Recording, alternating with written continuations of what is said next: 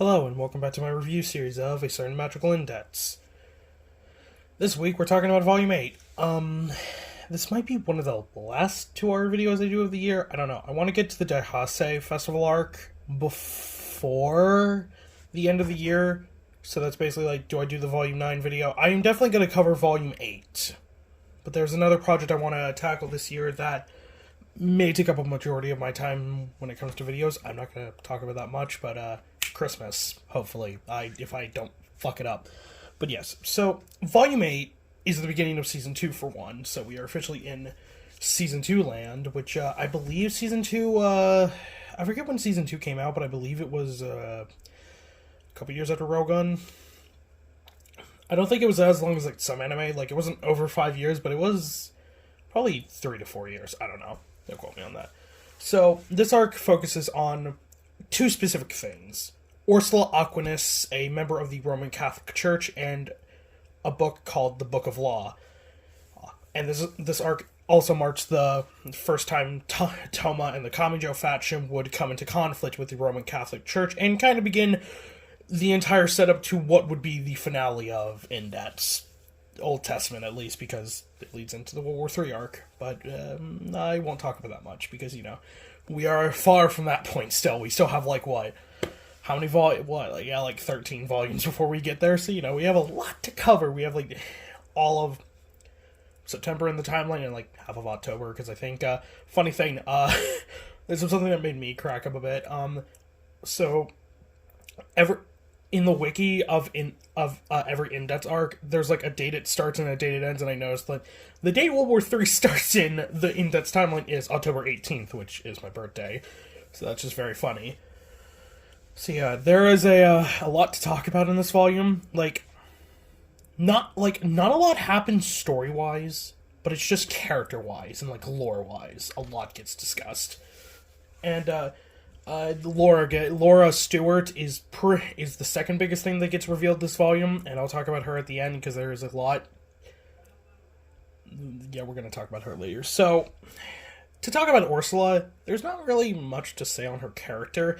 She's kind of just, you know, an innocent girl, just wrapped up in this conflict. So, this conflict starts because the Amakusa-style church, I believe in the anime they call the Amakusa Shiki. I forget. Amakusa, of course, being if you've ever watched Fate Apocrypha, or if you're anywhere aware of Christianity's history with Japan, Shiro Amakusa, I believe his full name was like Shiro Takasada Amakusa, was a young man living in Japan who was Christian, and he led up his own, but got executed when he was like 18. And that's the source for this style of the church is Amakusa. I think Amakusa just means like heavenly grass, because they have supposedly kidnapped Ursula because she can decode a book called the Book of Law. We're going to talk about the Book of Law before Ursula. Okay, so there is a lot revealed with this thing. So there's kind of a debate of what this book actually is, but the conclusion that a lot of the characters come to is it has angelic techniques, and it was written by one Edward Alexander, who, if you're not aware of history, yeah, that's Crowley. It's Aleister Crowley. And, this is the first mention of a big thing with Crowley's character, Iwas. Is it Iwas? I don't know. Iwas is this angel thing, I don't know. Even in, like, in the anime, he gets introduced. I won't talk about that long, because, you know, we'll get there, but Iwas is like this guardian angel that Aleister summoned, supposedly through sacrificing, killing his wife. So yeah, we get a bit of lore on Aleister character-wise. Like, Aleister was one of the most infamous people who ever lived, like, the worst human in history. You know how, like, someone like Geto or Noritoshi Kamo, the older one, not the younger one, are, like, called the worst sorcerer in history. It's kind of that where, like, Aleister, there's kind of, like, reputation, he was marketed, he was just kind of labeled as the worst human who ever lived, but by extension, a terrible human mates for a genius mage, because though he was a terrible person, like, undoubtedly, his research, his books, and everything he did was to further the magic world. It's like, it gave a lot of people the understanding of the different planes, like the celestial and demonic plane, because Tuaru kind of works off that in its power system. Okay, magic's really confusing in Tuaru. What's more confusing? Magecraft in the Nasuverse or magic within Tuaru? I'll leave that up to you to decide. But due to that, it's like, though he was a terrible person, due to his just genius with magic, he made big strides for the scientific world, which made him go down as one of the greatest magicians who ever lived. And his legacy still lives on today as 20. It's like, I think, like Style says, like 20% of the mages claim to be direct disciples of him, and 50% were influenced by him. So yeah, this makes sense because in the last volume it was revealed that Alistair, the chairman on the board of Academy City, is of course the greatest magician who ever lived, Aleister Crowley. And to kind of talk about history, Aiwass did technically exist because the real world, Crowley did supposedly see Aiwass, but neither here nor there, you know. Guy's been dead for like 100 years. You just can't exactly go to ask him. But the one piece of lore that we do get that is kind of interesting is we find out Alistair had a daughter named Lilith, which is rather interesting. If you know, like, demonology, you know, Lilith is one of the more famous demons. I guess it's Lilith or Lilum. Depends on which version you read. Which he sacrificed for some experiment. We don't actually know what this is. I don't know if this is going to connect back, because I do some stuff concerning Alistair with New Testament, but I'm not going to talk about that because I'm not qualified. But yeah. So yeah, we get a lot of Alistair, kind of like, yeah, we get some Alistair lore, which is nice. And Ursula herself, you might ask, like, okay, Ursula is like a nun of the Roman Catholic Church. Why does she want something this dangerous? And it's simply because Ursula kind of has this philosophy of grimoires only cause suffering. They only cause hardship. And so she learned how to supposedly decode the Book of Law to destroy it, which is a noble goal. It's like, hey, if you know something's harmful, some people are like, I want to learn about it so I can destroy it, which is very nice. Ursula herself is kind of a minor character in this. Even though the arc is named after her and she is the motivate, it's like her existence is kind of just to play a role in the story, not so much to be a good character. She does get more stuff later on. I think one of the notes is like Haimura, I think his name is Kiyotaka Haimura, the illustrator of Index. He did not know what hairstyle he was going to give Ursula, which is funny. She has like really short blonde hair. I've kind of noticed that Kamachi has a thing for blondes, because there's a lot of blonde haired characters. Like you have Shokuho, you have Laura, you have Ursula, you have Oriana, you have Sherry. Who else? You have what's her name? Misha. Yeah, you just have a lot of blondes within Index, and even more characters past Old Testament. So yeah, that's all really to mention with Ursula, just because it's like she's not like a minor character.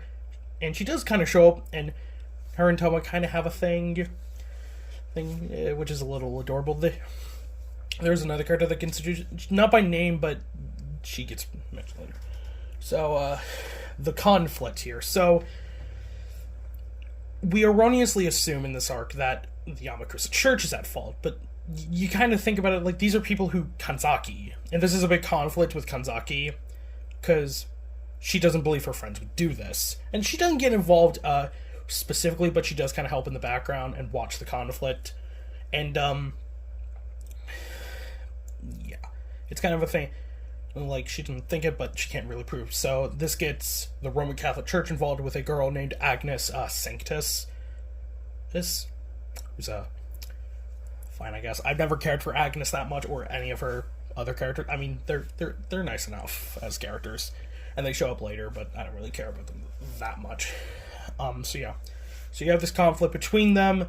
They fight, and they do defeat the Yamakusa Church. I'll talk about them a little bit later. But, you know, the leader, Saiji Tatamiya, he kind of confronts Toma, because Toma also gets involved in... And, he's like, do you really think we would need the Book of Law? And it's kind of revealed that, yeah, the Roman Church basically just did this because they wanted to kill Ursula. Because the sheer fact that she could read the Book of Law and destroy the current Christian world is enough of a threat to, like, okay, you need to die. And of course this starts Toma's kind of fight against them. Yeah. Agnes doesn't really get a lot of characterization in this. It's kind of just like, she's just kind of like, the most she does is kind of, she is the perfect example of like what the antagonism of the Roman Catholic Church is. So in most media, I think Helsing focuses on this a lot. This kind of divide between the churches, with the Roman Church, because they are the quote-unquote original church, they have this superiority complex that they are so much better, and Agnes herself even says, like, yeah, the others are non-believers. And Ursula does call her out on that, because she's like, you just act on doubt. Like, you just act because that's what you think the God would want us to do. But the others, like, the Yamakusa Church, the Anglican Church, which we get Style reintroduced in the story. It's been a couple volumes since Style was here. He doesn't do much, but he's cool. He's here. He exists in this volume, which is pretty much Style's character for the rest of Indets. He exists. I like Style, but yeah. So yeah. She doesn't have that much of a character. She's just kind of exists to show, yeah, man, the Roman Catholic Church are kind of shitheads. Which is what a lot, which we'll get more into, because this arc also does start the lead up to World War III in the Roman Catholic Church. Though we don't meet any of God's right hand anytime soon, it kind of builds from this arc. And a lot of it doesn't show up every arc, but we do get constant reminders that, yeah, the Roman Catholic Church conflict is building. So, what? Before I get into the final conflict, I want to talk about Toma, or Amakusa, the Yamakusa Church. So, there's not much with them. The most we kind of get is just, we get their leader, their substitute leader, because technically their leader is Kanzaki, but she's not leading them currently, is a guy named Saiji Tatamiya. He's a pretty cool guy. He talks very, like, casually. He seems like a guy you would get a drink with at a bar, and he uses a weird sword. They described it as a flamberge, a French sword. You know, those swords that are, like, very, like, wavy. They're weird. So he uses that. I don't think we get his magecraft in this. Not magecraft. Fuck, I have to stop using Nasu terms, because I've been reading Mihoyo, so I'm just stuck in that terminology. But we don't get his magic in this, even though magecraft is a cool term for magic. So yeah, not much with the Amakusa Church, just basically, they get introduced, and we kind of get their philosophy of, like, we want to prove we can do stuff on our own without relying on Kanzaki, because of her, we got ourselves killed. So yeah. And this kind of built on more later on. Alright, so, Toma. Oh boy, Toma in this volume. So, I got spoiled, and I know about something that happens way later on in New Testament, but that speech... He has a New Testament. You know, if you know the one, you know the fucking one. Volume 9. It kind of establishes Toma's character. And I feel like this volume is where Toma's character really kind of... You find out what Toma's character is. So up until this point, Toma had kind of been just, all over the place. Not, like, a bad character, but he was good. He was a solid main character for the early parts of the story, but now that we're in much complicated or story with kind of magical politics, Toma, and like with any other case, it's like, okay, with Indets, he got involved with her and he wanted to help her because he knew her. With Makoto and the sisters, he wanted to help. It's just this thing of, why does Toma help people? Like, why? Like, Toma goes out of his way and puts himself in purposeful danger. For what? To be thanked? To be gifted? Like, why does this normal high school kid with a weird right arm have just this urge to help people? And ultimately, he has no reason. His reason is simple. Toma's reason is honestly just, I don't have a reason to help people.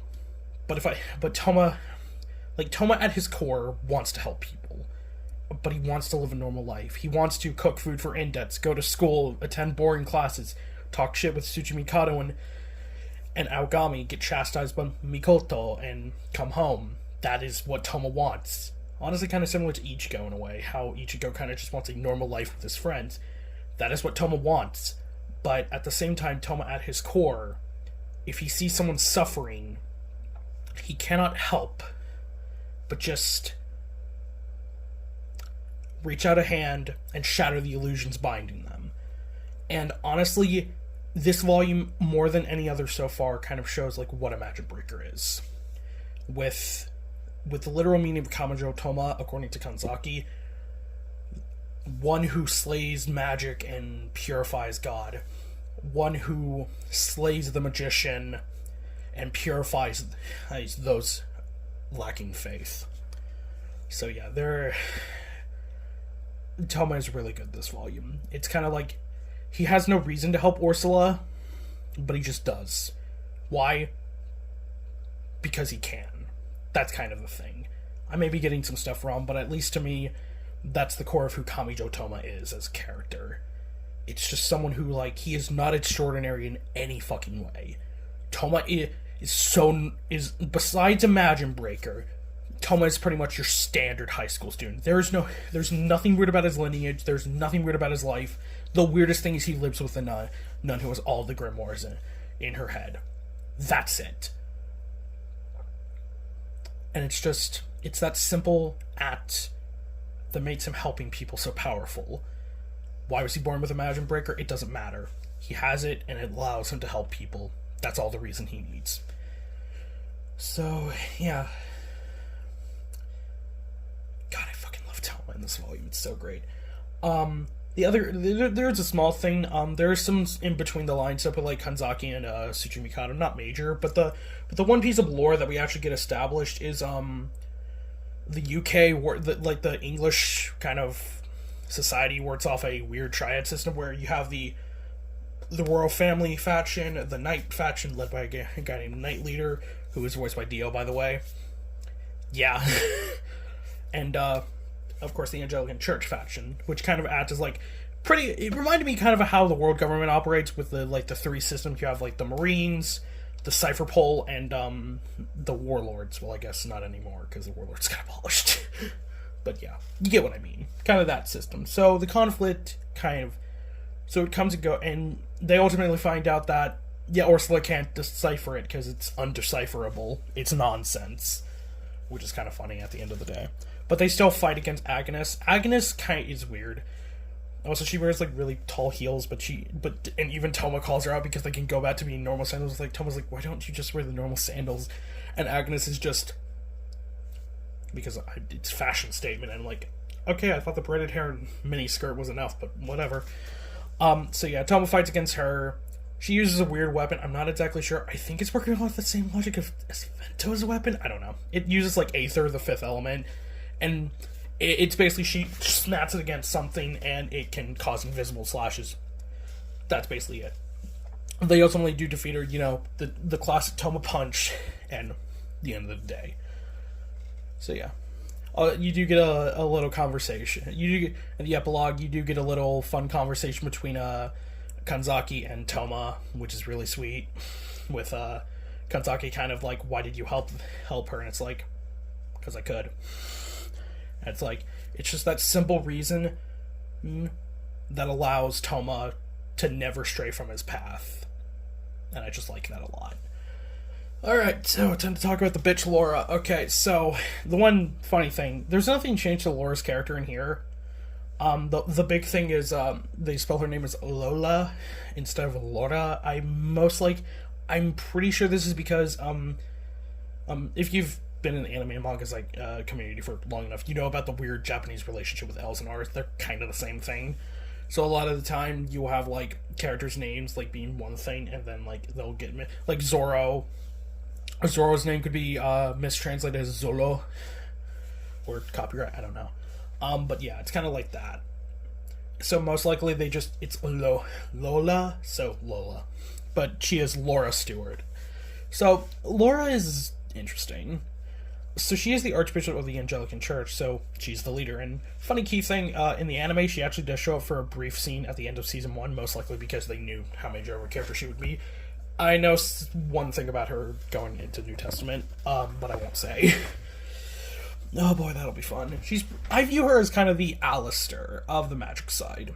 She's this person who isn't kind of like the opposite of Alistair. She's not extremely old, but she's still kind of as demented. Because she's the reason Indents exists. Why is that? We'll find out in the future, I guess. But yeah, it's kind of like established in this volume that, yeah, the reason Indents' memory had to be erased, the reason why Kanzaki and Style couldn't rebel is because of Laura. So she has like this childish and kind of innocent gaze, and like she's very goofy, but Style kind of doesn't point out that there is a devious side to her. She is a kind of weird character. She also has really long hair. Like, her hair is like 2.5 times longer than her, because like it goes down to her ankles, it then goes back up, and she ties it up, and then it goes back to. It's fucking weird. She also wears a very weird kind of casual outfit, and she has like cheeky moments with style. She's apparently 18, and I always think that her and Indets are related because they look very similar. They kind of have the same hair. But yeah, I believe that is everything in this volume. This volume also is kind of the start of. I've said this a couple times, but yeah, this volume is truly the start of the kind of the second saga. The first saga of Toru is kind of just the Academy City getting started, like the whole explanation of that, and like what Academy City is, kind of ending with Hyoka's arc, which made sense. And this arc is where the Roman Catholic Church gets. They were mentioned earlier on, but this is where they really come into focus. And Agnes would show up later, but there are some other members of her little clique that are relevant. Like, there's two, like, one name is Lucia, who uses, like, a giant wheel thing, and another who uses, like, weird bombs, named, I think, Angelina. And they show up and they're more major for a later arc in Season 2. But yeah, the adaptation of this is also kind of scuffed because it's 5 episodes. 4.5, kind of, because Episode 1 also focuses on the 3 stories arc. But yeah, that's pretty much all I have to talk about for this video. Yeah, if you liked it, like, comment, and subscribe, and do all that YouTube stuff. And tune in next week when I talk about that one time Kuroko was a protagonist, which was funny. Also, go watch my recent Railgun video, please. It's doing fucking shit in terms of views, and I hope to stop because I finally, like, petered out. I had my peak, and now I'm just petering out. I'm the stagnation. I do not want that, but YouTube will YouTube, I guess. Comment to save me from the god-awful algorithm. Hey, you know, if you like this video, do all that YouTube stuff. This will be Neo, signing out. Have a good day, and have a Merry Christmas.